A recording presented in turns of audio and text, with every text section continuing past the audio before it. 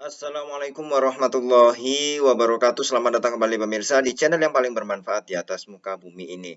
Kalau ada pasangan yang kemudian bercerai dan kemudian salah satu dari mereka membuka aib ya mantan suami atau mantan istrinya, ini satu hal ya. Mungkin bisa jadi benar, mungkin bisa jadi tidak. Ya, karena kita tidak tahu bagaimana sebenarnya kan. Namanya juga dari satu sisi gitu ya. Kita tidak bisa tahu, tidak bisa menjudge apakah ini benar atau tidak. Terutama mungkin bagi pasangan yang menikah muda dan pernah kita bahas di video sebelumnya, sebenarnya menikah muda itu bagaimana dan lain sebagainya itu sudah kita bahas ya. Ternyata ya dari fakta-fakta yang kita temukan itu banyak terjadi masalah ya.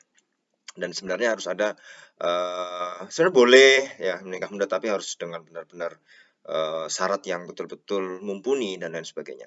Nah, itu sudah pernah kita bahas di video sebelumnya. Nah, kemudian setelah bercerai ya ketika ada istri yang mengumbar aib mantan suaminya ya yang dua-duanya ini menikah dalam tanda kutip masih dalam pasangan muda. Bagaimana kita bereaksi sebenarnya? Ya ini sangat disayangkan karena satu bisa jadi benar, bisa jadi tidak. Jadi kita tidak bisa menjudge bahwa apa yang dikatakan oleh mantan istrinya itu adalah benar. Tidak bisa. Ya, bisa jadi juga mungkin benar, mungkin juga tidak. Karena itu seharusnya hal-hal yang tidak dibuka untuk ke publik. Masalahnya itu hanya boleh dibuka dalam pengadilan. Jadi membuka aib seseorang itu boleh, ya tetapi hanya dalam waktu-waktu tertentu, misalnya di pengadilan. Nah itu bisa karena itu adalah berhubungan dengan hakim yang akan membawa apa ya, yang akan memberikan keputusan, ya kan? Itu bisa.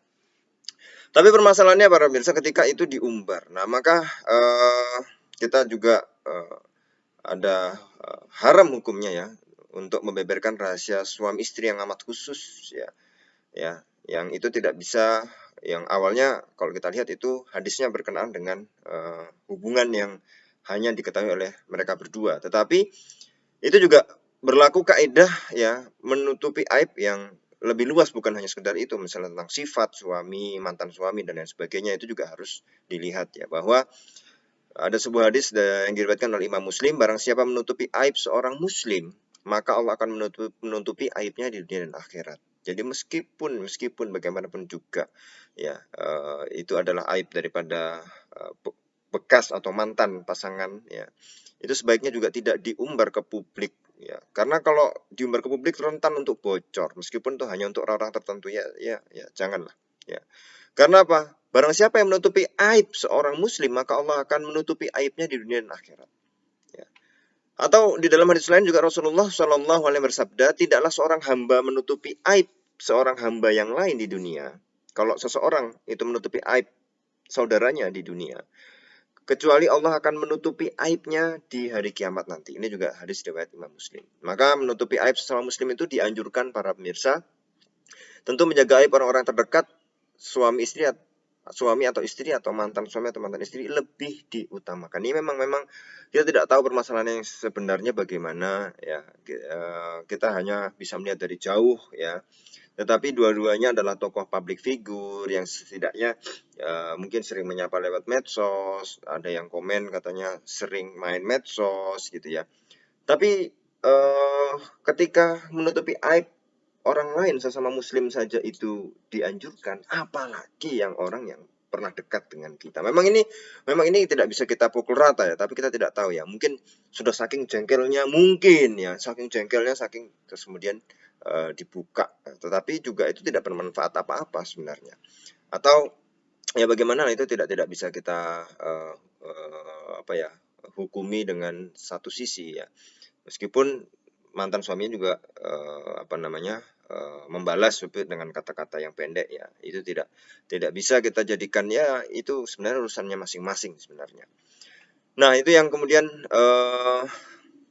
bagaimanapun juga itu adalah kita tahu ya perceraian itu ada hal yang halal sebenarnya tapi itu adalah hal yang paling dibenci oleh Allah Subhanahu Wa Taala. Intinya bahwa kalau memang itu diteruskan pernikahan, itu akan terjadi mudorot, bahaya yang lebih besar, maka Islam membuka jalan boleh bercerai. Tetapi itu di depan hakim, depan pengadilan akan yang memutuskan apakah perkaranya yang seperti itu memang bisa dilakukan perceraian atau tidak.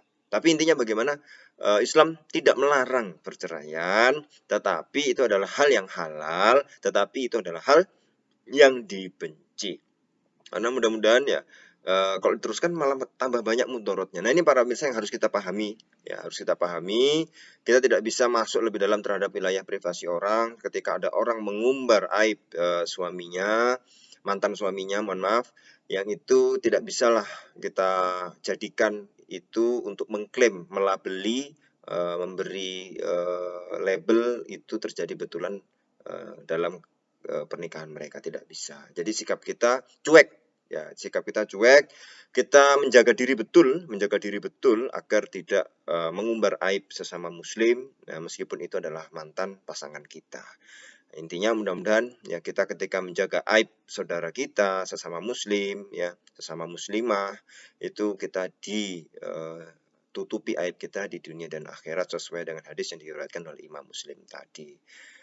Ya mudah-mudahan bisa menjadi pelajaran bagi kita semua. Menjadi cerdas adalah pilihan. Wassalamualaikum warahmatullahi wabarakatuh.